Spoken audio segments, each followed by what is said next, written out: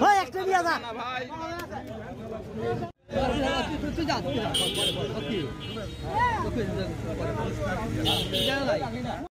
আমরা সিরাজগঞ্জে বিভিন্ন পয়েন্টে আমরা তাপদাহে যারা বাংলাদেশে যে আগুনে জ্বলছে এই তাপদাহের থেকে যাতে রক্ষা পাই এই জন্য আমরা বিভিন্নভাবে পানি স্যালাইন আজকে জল বিতরণ করলাম। এইভাবে আমরা মানুষের পাশে দাঁড়াতে চাচ্ছি। আপনারা সকলেই যারা বিত্তবান আছেন তারা মানুষের পাশে দাঁড়ান, এই তাপদাহ থেকে যাতে রক্ষা পায় সেই জন্যে আমরা বড়ফুলের এই মাথায় আমরা এসএস রোডের বড় বাজারের সামনে আমরা বিভিন্ন পয়েন্টে দিয়েছি।